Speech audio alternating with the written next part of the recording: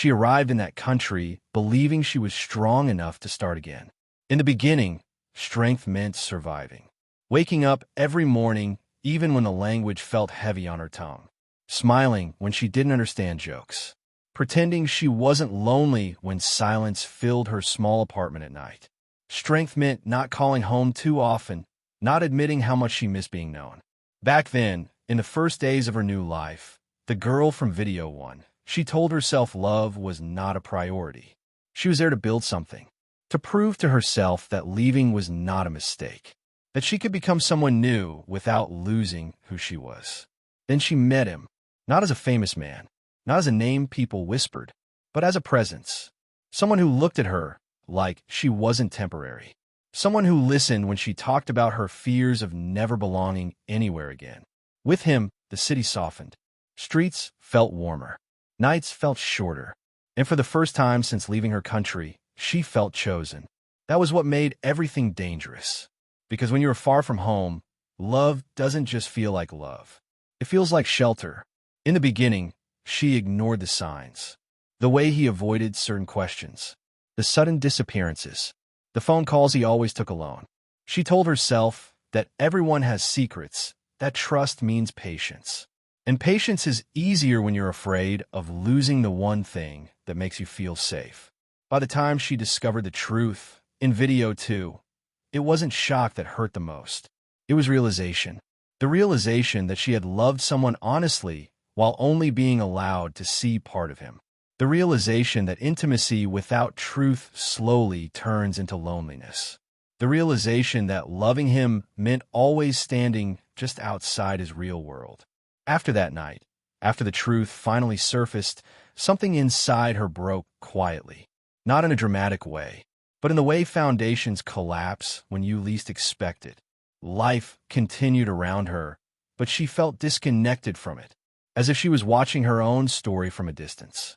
She told herself she would move on. She told herself she was strong. But strength doesn't protect you from grief. It only teaches you how to carry it silently. Some mornings, she woke up feeling almost normal. Other days, the weight of missing him pressed so heavily on her chest that breathing felt like effort. She missed the sound of his voice saying her name. She missed the way he made her laugh when she felt insecure. And she hated herself for missing someone who had hurt her without meaning to. Because missing someone who broke your heart feels like failure. Weeks passed. Autumn replaced summer. The city changed colors, and she changed with it.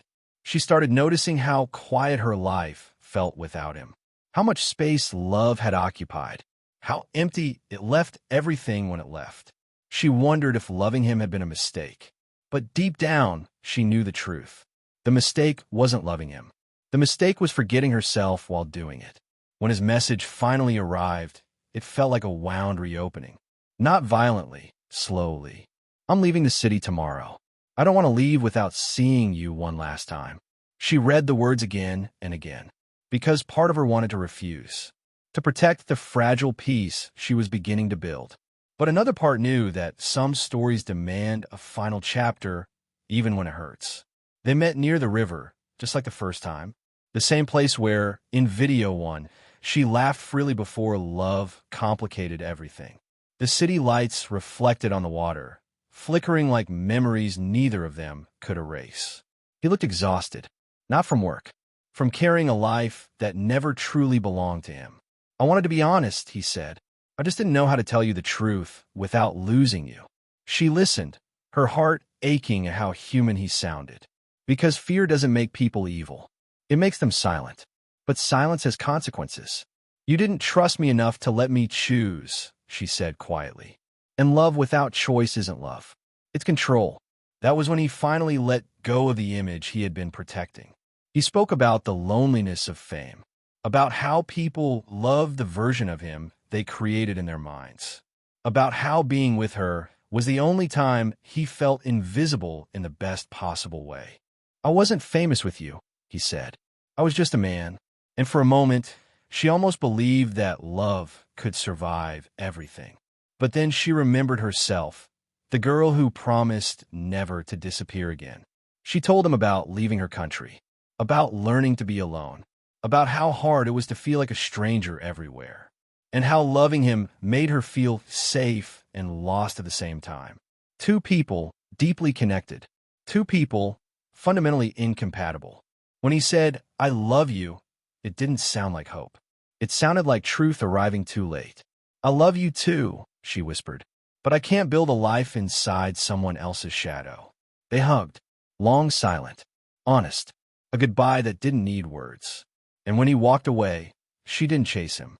This time, she stayed. The months that followed were slow and painful. Healing didn't come as relief.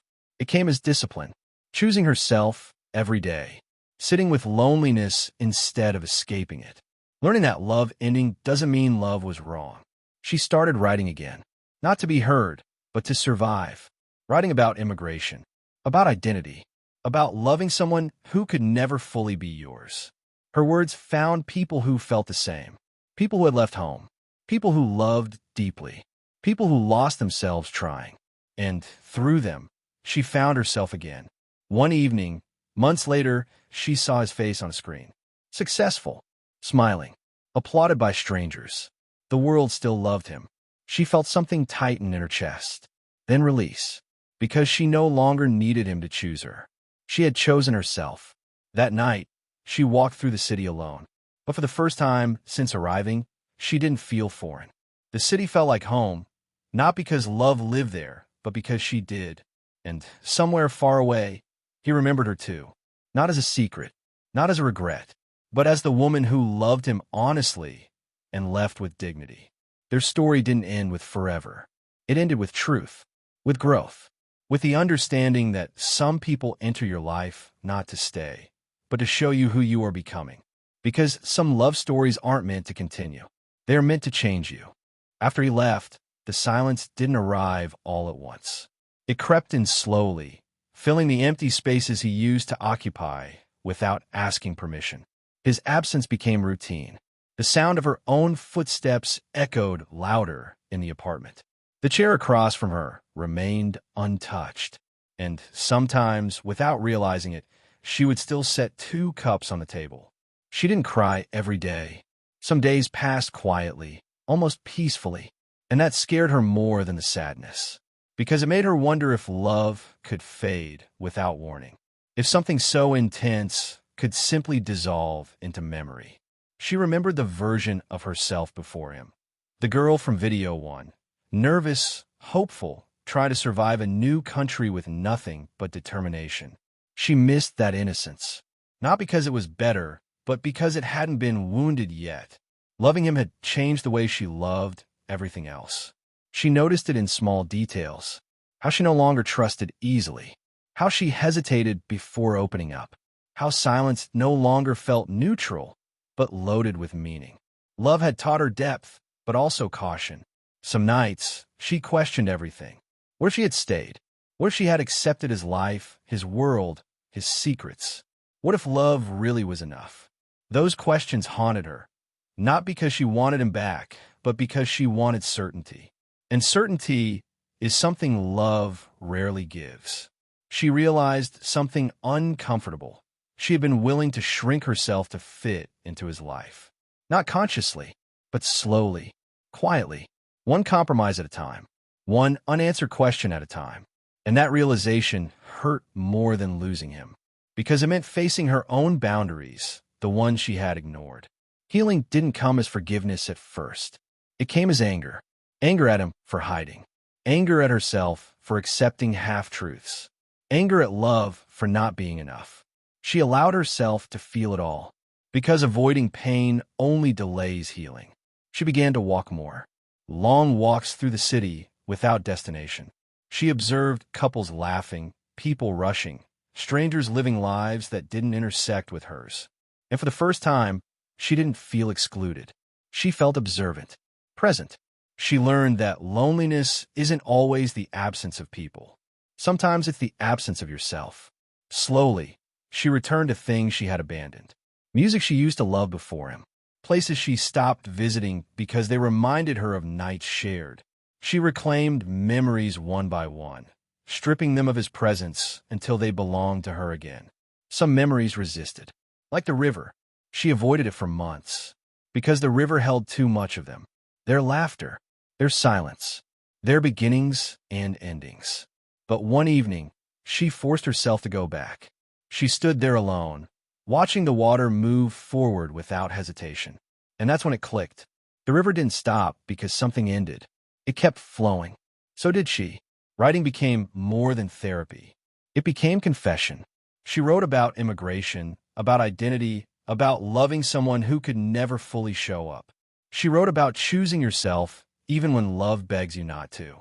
People began to read. Messages arrived from strangers saying, "I felt seen." And for the first time, her pain created connection instead of isolation. One night, she dreamed of him again. But this time, he didn't speak. He just looked at her, not with longing, not with regret, but with gratitude. When she woke up, her chest felt lighter. She understood then that closure doesn't always come from conversation. Sometimes it comes from acceptance. Months later, when she saw him on a screen again, she didn't flinch. She observed calmly. The fame, the applause, the admiration. She finally saw his world clearly and understood why she never belonged in it. And that realization didn't hurt. It freed her because she finally understood something simple and powerful. Love should expand your life, not confine it. That night, as she walked home, she felt something she hadn't felt since arriving in that country. Peace. Not happiness. Not excitement. But peace. The kind that comes when you stop asking, "What if?" and start accepting what is. She wasn't the same girl who arrived with 2 suitcases and fear in her chest. She wasn't the woman who fell in love with a man who couldn't fully choose her. She was someone new, shaped by love, loss, distance, and courage. And she was proud of who she had become.